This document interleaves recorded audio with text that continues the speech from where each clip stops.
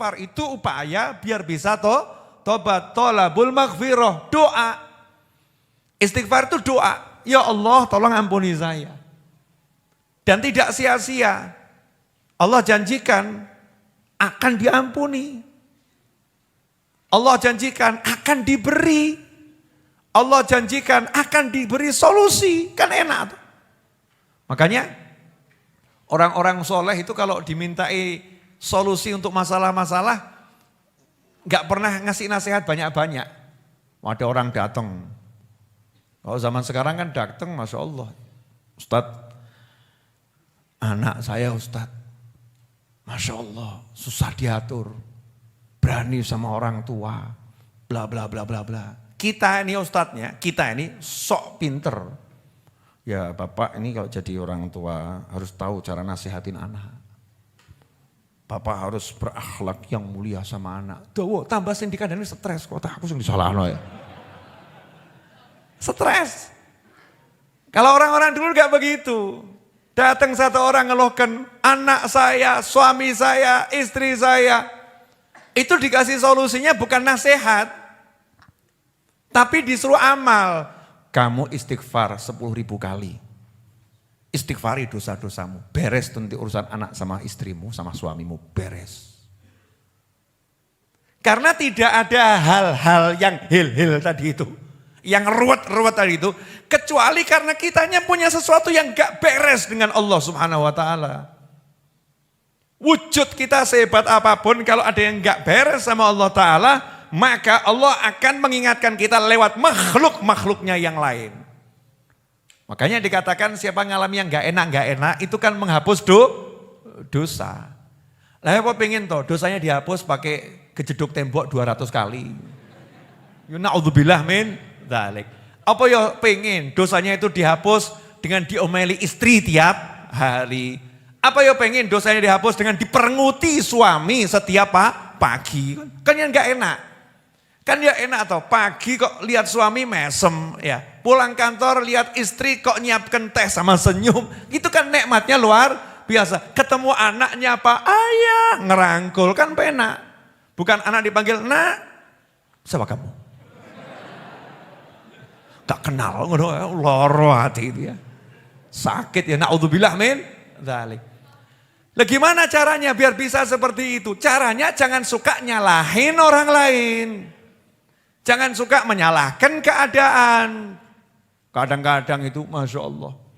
Ini ekonomi ruwet, makanya rezeki saya seret. Orang urusan nih, semut itu enggak pernah urusan sama ekonomi. Ada itu, dunia semut mengalami kegagalan sistem ekonomi. Orang enggak ada kan. Semut tuh hidup dimanapun kok bisa dapat rezeki. Betul atau betul? Mau awakmu kalah mbak semut. Kenapa kok kita nggak bisa jadi seperti semut? Sebetulnya bisa, semut taat kok, nggak ruwet. Taat sama Allah Ta'ala, semut nggak pernah nyalahin orang lain, nggak pernah nyalahkan keadaan. Dia jalani kehidupan sesuai perintahnya Allah Ta'ala, ya hidupnya enak. Makanya kalau kita pengen selesai masalah kita apapun, jangan nyalahin orang, nyalahin sana, nyalahin sana, nyalahin sana, nyalahin keadaan. Enggak. Semua yang ada di sekitar kita ini Allah kasih untuk mengingatkan kita. Allah kasih untuk membersihkan kita. Allah kasih untuk naikkan derajat kita. Nah kalau kita pengen yang enak, ya gampang caranya. Biar kamu gak ngalamin yang itu-itu, maka bereskan dirimu sendiri, selesai. Makanya para wali itu sampai bisa tahu, wah ini kok kuda saya mogok ini ya. Kudanya mogok. Bukan cuma mobil, kuda mogok. Ada loh kuda itu apa? Gak mau jalan tuh loh. Ngambek-ngambek ya, kuda ngambek ya. Istilahnya apa itu? Saya gak punya kuda soalnya. Ya kudanya ngambek, disuruh jalan gak mau jalan itu kan. Terus kalau jalan sama loncat-loncat, bedal-bedal, perangainya gak jinak tiba-tiba. Itu para wali ngomong, saya tahu ini sebabnya karena apa? Karena tadi ada zikir saya yang belum saya baca, lupa belum kebaca. Jadi enggak nyalakan kudanya, kuda kamu kurang ajar kok ngambek kamu ya. Enggak, langsung ngecek dirinya. Awakku ki sing salah apa? Apa yang salah? Oh biasanya saya baca Yasin jam sekian. Ini Yasin belum saya baca. Oh saya biasanya sedekah begini. Hari ini saya enggak sedekah. Jadi yang dipikir tuh itu. Orang-orang soleh. Lah kita ini sudah banyak salah enggak mikir salah. Bojo ngamuk. Wedok kayak ngono. As. Jolke. Ngaco gitu kan ya. Suaminya galak.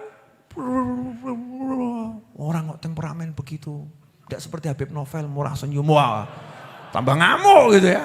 Banding-bandingkan gitu.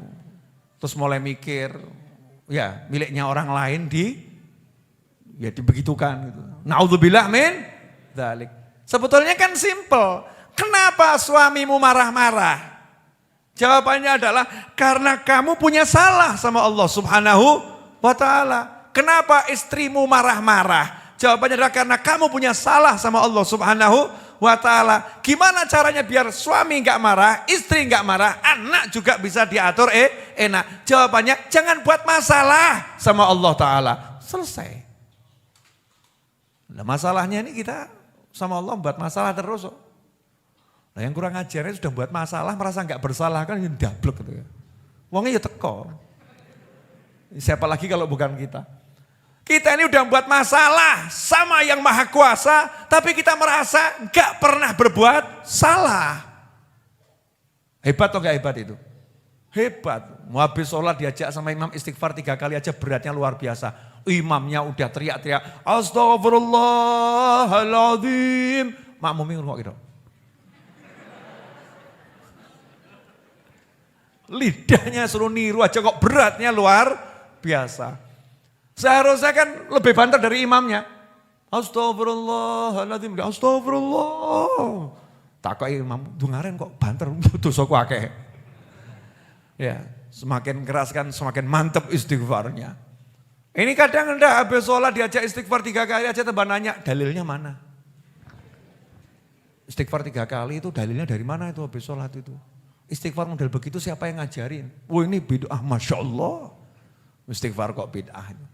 Wah anehnya luar biasa. Jadi ikhwani rahimakumullah, jangan nyalahkan keadaan, jangan nyalahkan sekitar, cek diri sendiri. Mesti ada bagian kita ini yang butuh diistighfari. Coba hari ini sudah, mata kita ini tadi dari mulai pagi sampai malam ini kira-kira butuh diistighfar enggak matanya? Butuh ya? Ngaku alhamdulillah tuh ya sadar. Hati kita hati-hati, coba dicek. Ada enggak tadi iri, dengki yang enggak sengaja tiba-tiba muncul iri, dengki, ya, merasa benci, dendam, marah sama orang, ada enggak itu? Ya, mulut kita nih enggak sengaja ngobrol sama temen gitu ya, kemudian ikut andil ghibah, ngerasani, gunjing orang, bahkan jelek-jelekkan orang tanpa kita sadari. Tangan kita nih di handphone yang cilik tuh handphone tuh, Masya Allah. Tapi kita enggak sadar ngirim pesan-pesan yang di situ ada hal-hal yang diharamkan sama Allah Subhanahu wa ta'ala. Yang bisnis, Masya Allah, jual barang di platform-platform online itu 100% asli, padahal ya gak asli. Masih seperti baru, padahal bekas. Ya masih seperti baru, itu definisinya gimana masih seperti baru itu? Susah atau ya? Nah ini kadang kayak sumpah urung tahu nabrak, tapi ditabrak. Sumpah niatnya ini sumpahnya bohongin orang. Sumpah ini mobil ini belum pernah nabrak, betul tapi ditabrak. Kurang ajar atau enggak kurang ajar itu? Dustain orang gitu. Ini perlu diistighfari. Jadi kita kalau mau selesai masalah kita, enggak usah ruwet-ruwet, duduk istighfar. Duduk istighfar. Nah berapa kali istighfar itu? Diajari oleh Nabi Muhammad SAW. Siapa yang pagi istighfar 70 kali, malam istighfar 70 kali, maka dia tidak akan dicatat dalam kelompok manusia yang pandai berdusta dan tidak dicatat dalam kelompok manusia yang lalai. Gampang ya? Pagi 70, malam 70. Istighfarnya modelnya bagaimana? Sakarepmu. Nah kita ini kan minad du'afa, orang-orang lemah. Biasa kan cari paket hemat ya. Beb, istighfar yang paling hemat aja Beb, ya. Cepat, ringkas. Nah istighfar yang paling cepat, tolabul maghfirah itu ucapan astaghfirullah. Atau rabbighfirli. Atau Allahumma ghfirli. Itu ucapan istighfar. Jadi kalau kita bilang astagfirullah, astagfirullah, astagfirullah 70 kali. Pagi itu mulai dari pagi sampai maghrib. Terserah mau dibacanya jam berapa. Ya. Malam itu mulai maghrib, ya. Sampai subuh, terserah mau dibacanya kapan. Ambil waktu, ya bagusnya misalnya mau tidur. Mau tidur itu kan ya untuk, ya dari mulai maghrib sampai mau tidur itu kan ya dosanya banyak. Pagi sama sore, kan diakai lu HP. Pagi dibaca, sore dibaca, maghrib dibaca, itu kan sudah sore menerangkup maghrib, mau tidur dibaca. 70 kali. Kalau itu kita lakukan, istiqomah tiap hari, selesai masalah. Apalagi kita nambahin, sadar dosanya banyak. Niat, Habib, Yai, Ustadz, pokoknya tiap hari saya mau sholawat 1000 kali, istighfar 1000 kali, tahlil 1000 kali. Wah jos itu, luar biasa. Tekun saja, praktekkan. Gak usah banyak teori, nasihat A, nasihat B. Solusinya bagaimana? Solusinya itu Allah yang ngasih. Saya gak bisa ngasih. Gimana nasihat Habib? Aku reso nasihati. Nasihat itu dari Allah dan Rasulnya. Makanya saya selalu ngomong tidak terima curhat. Betul ya? Betul kan? Karena saya gak bisa nasihati. Saya gak bisa ngasih solusi. Yang bisa ngasih solusi Allah Subhanahu wa ta'ala. Yang bisa nasihatin Allah Subhanahu wa ta'ala dan baginda Muhammad SAW. Dan sudah dinasehatin sama Allah dan Rasulullah SAW. Dan sudah dijanjikan solusinya, tinggal diamalkan. Jadi sebetulnya mudah atau susah?